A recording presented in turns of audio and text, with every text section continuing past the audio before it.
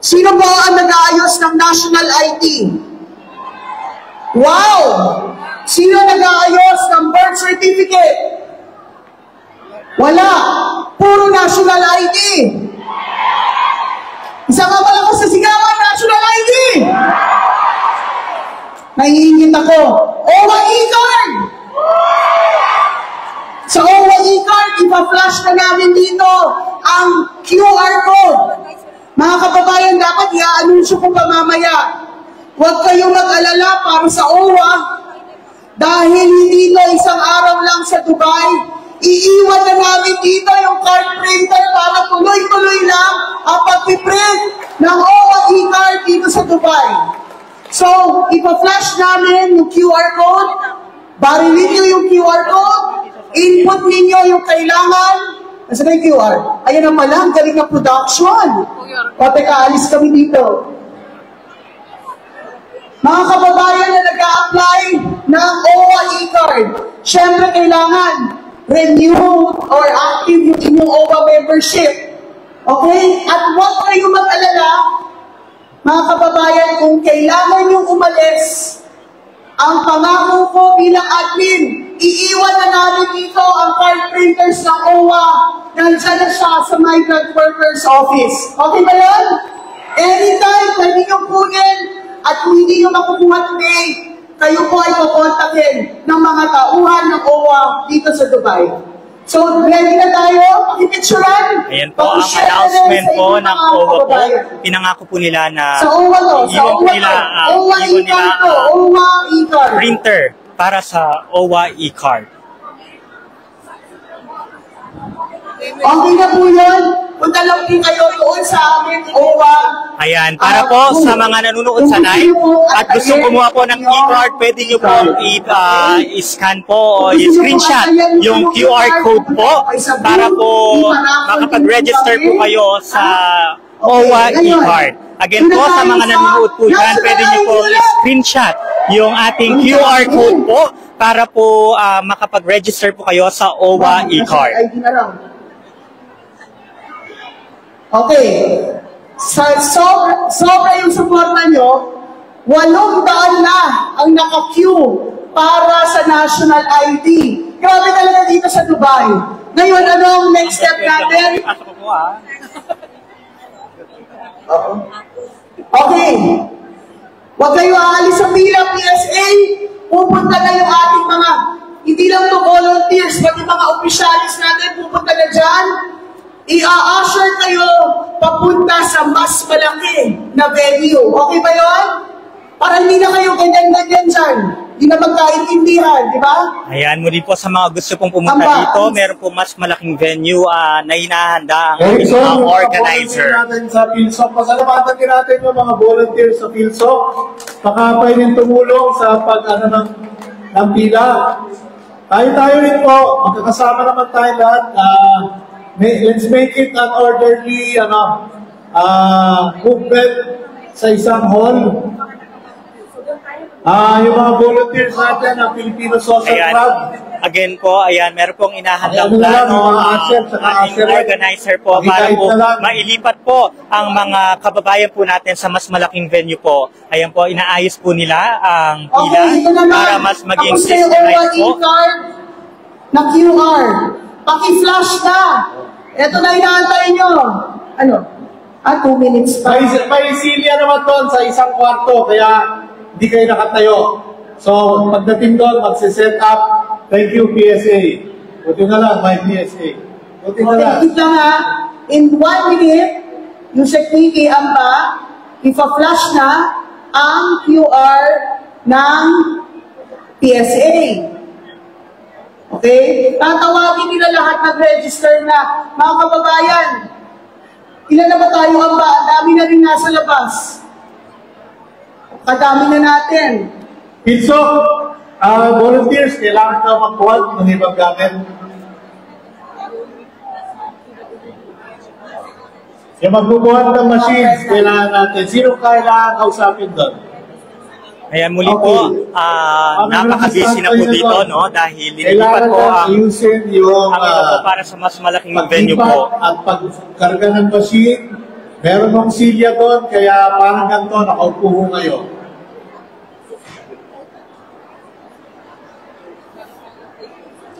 Ayan, para po sa ating mga kababayan po, no, na nandito po at nanonood ngayon, no, ang anunsyo po nila ay ililipat po sila sa mas malaking venue po dahil napakarami pong Kasi tao ang lumagsa ngayon dito. papasok pa ibang grupo eh.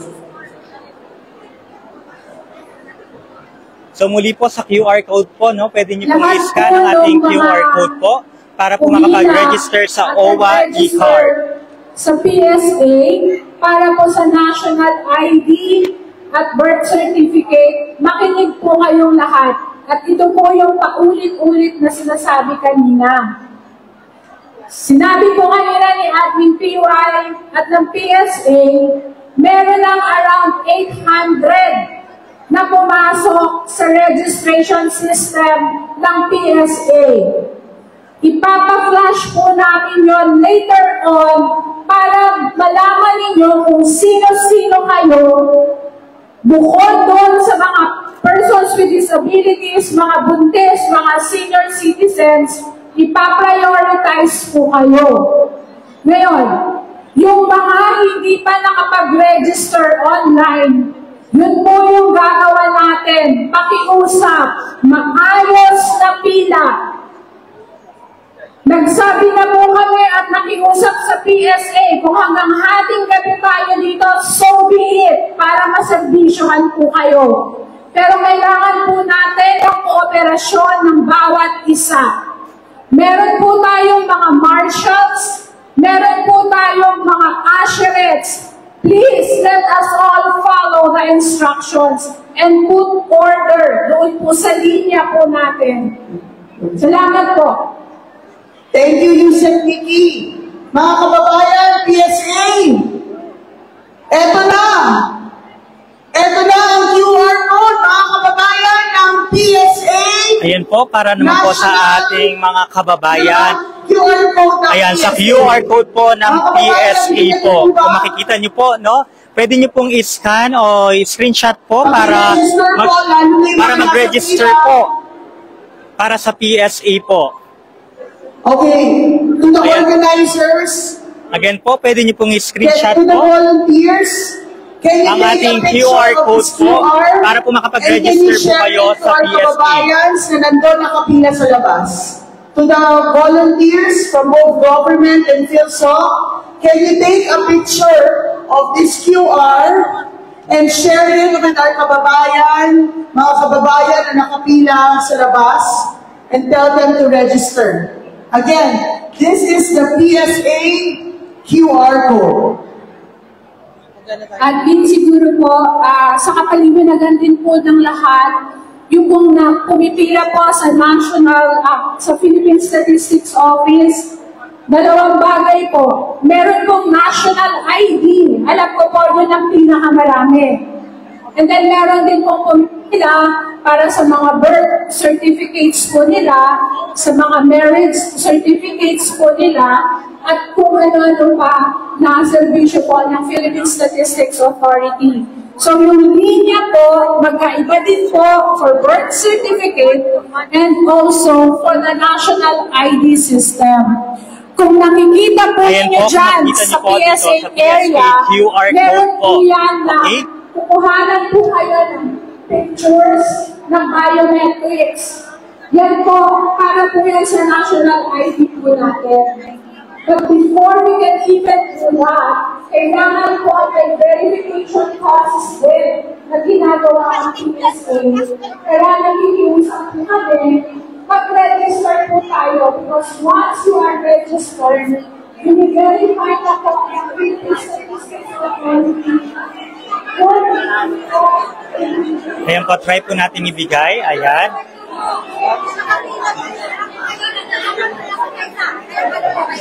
Para sa PSA. Okay? Ayan, QR code po para sa PSA po. Opo, PSA po.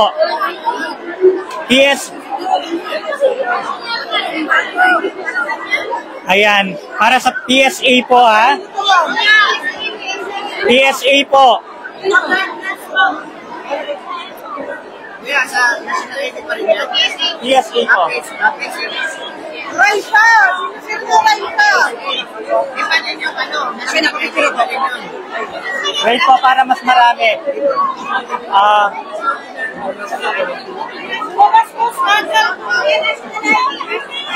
Picture lang. Ayan.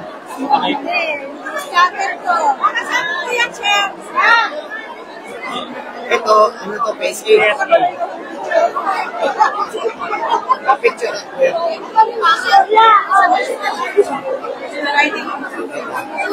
PSA po. PSA po.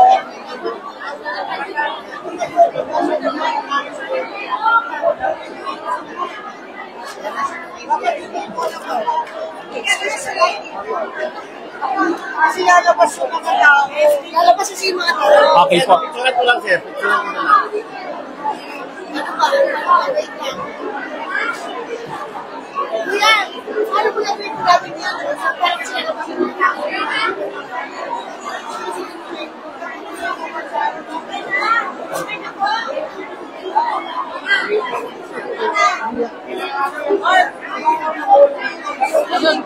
Ano ka lang kasi marami tayong So, ito po ang sitwasyon po dito po sa labas po. Kung makikita niyo po, ayan, patuloy po. Dahil po nagbigay na po sila ng anunsyo po na ililipat po, no, sa mas malaking venue po. At yan po kasalukuyan pong pinipicturan yung mga QR code po para sa OFW Servicio Caravan. Dito. PSA po yan ha, PSA. PSA yan, hindi iba yun. Iba yun, ano yun eh? PSA ba yun? PSA yun?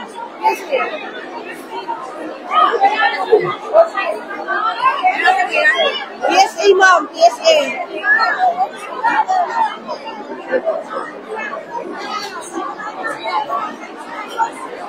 Oh, salamat, President. Ayan, para po. PSA po. Ito din yun, national ID PSA.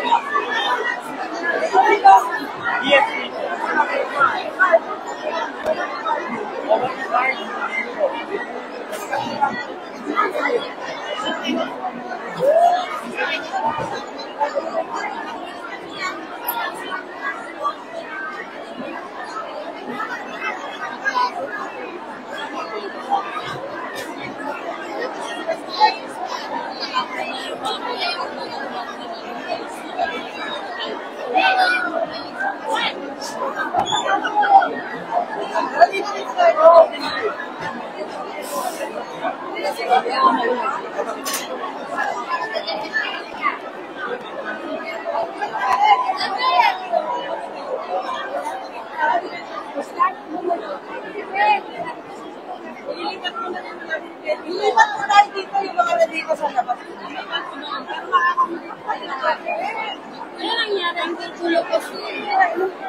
Ayan, ililipat po ng ibang venue po. OWA e-card. E-card ng OWA National ID e-card ito po, po. QR code po. Sa Ang pwede kayo, wait nyo lang po kasi ayos na po. Lilipat mo yan sa... Ay, hindi namin na... Cash po, ka-government. May Gcash, yung iba, pero...